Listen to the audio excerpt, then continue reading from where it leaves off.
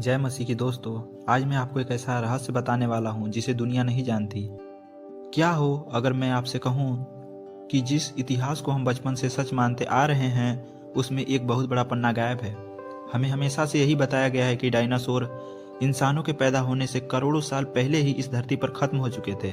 विज्ञान कहता है कि इंसान और डायनासोर कभी मिले ही नहीं, लेकिन अगर ये सच है तो बाइबल की हजारों साल पुरानी एक किताब में एक ऐसे जानवर का इतना सटीक वर्णन कैसे है जिसे हम डायनासोर कहते हैं। कोई इंसान उस जानवर के शरीर, उसकी हड्डियां और उसकी पूंछ के बारे में इतना बारीकी से कैसे लिख सकता है जिसे उसने कभी देखा ही ना हो। आज हम बाइबल के एक ऐसे रहस्य से पर्दा उठाने वाले हैं जिसे सदियों से छुपाया गया या तो गलत समझा गया। आज हम बात करेंगे बेहेमोथ और लेवियाथन की। क्या परमेश्वर ने अय्यूब को डायनासोर दिखाए थे? चलिए जानते हैं। कहानी शुरू होती है बाइबल की सबसे पुरानी किताबों में से एक अय्यूब की किताब से। अय्यूब एक ऐसा इंसान जो अपनी जिंदगी की सबसे दर्दनाक दौर से गुजर रहा था। उसने अपना सब कुछ खो दिया था, परिवार, पैसा, सेहत। अपने दुखों में डूबे अय्यूब ने आसमान की तरफ देखकर परमेश्वर से कुछ तीखे सवाल पूछे और तब जवाब आया। लेकिन ये जवाब कोई साधारण तसल्ली नहीं थी। परमेश्वर ने एक भयानक बाउंडर के बीच में से बात की। उन्होंने अय्यूब को अपनी सृष्टि की महानता दिखाई और उसे चुनौती दी। अय्यूब अध्याय 40 वचन 15 में परमेश्वर कहते हैं, जरा बेहेमोथ को देखो जिसे मैंने तुम्हारे साथ ही बनाया है। वह बैल की तरह घास खाता है। यहाँ एक शब्द पर गौर कीजिए, जिसे मैंने तुम्हारे साथ ही बनाया है। इसका मतलब जब अय्यूब वहां मौजूद था तब ये जानवर भी वहां मौजूद था। इसका मतलब जब अय्यूब वहां था तब वे जानवर भी वहां थे। ये कोई कल्पित कथा नहीं है। परमेश्वर उसे एक जिंदा सबूत दिखा रहे हैं। अब सवाल आता है, ये बेहेमोथ आखिर था क्या?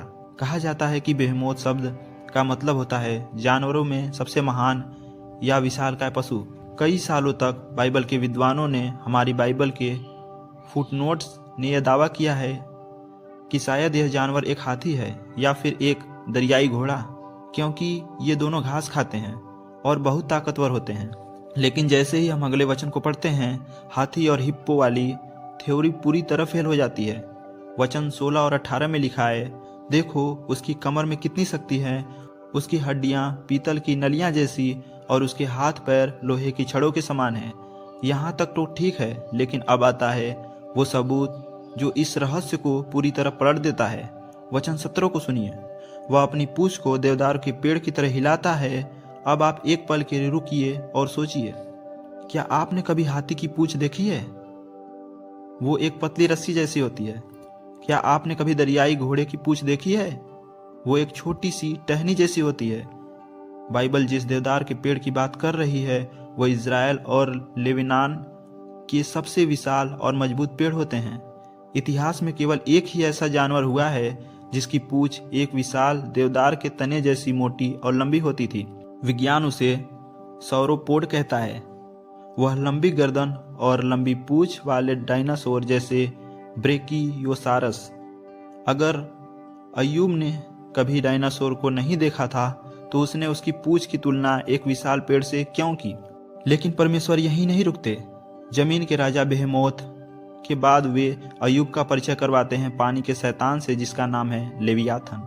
अय्यूब अध्याय 41 पूरा का वचन इस समुद्री जानवर के बारे में है। परमेश्वर पूछते हैं, क्या तुम लेवियाथन को मछली पकड़ने वाले कांटे से खींच सकते हो? इसका वर्णन इतना खौफनाक है कि रोंगटे खड़े हो जाते हैं।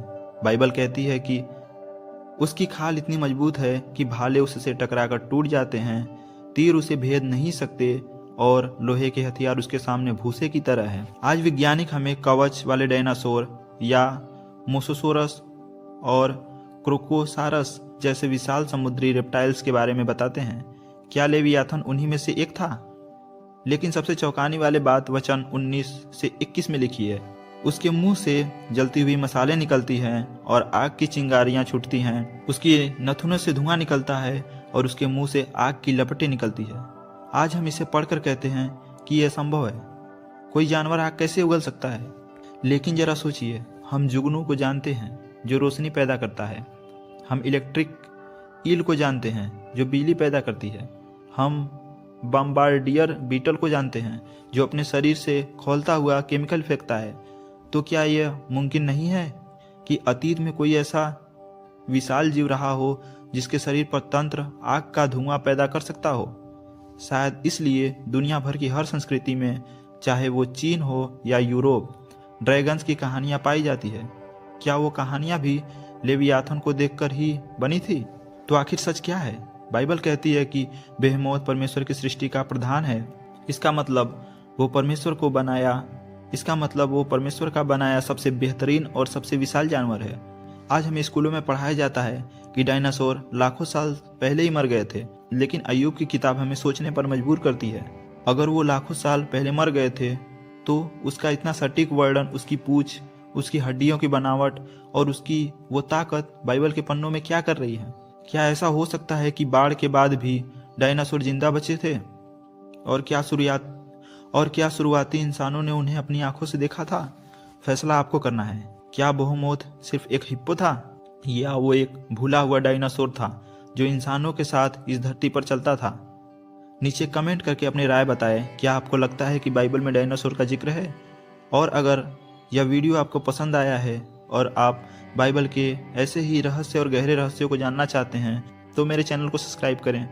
मिलते हैं अगली वीडियो में एक और अनसुलझे के साथ। तब तक के लिए जय मसीह की।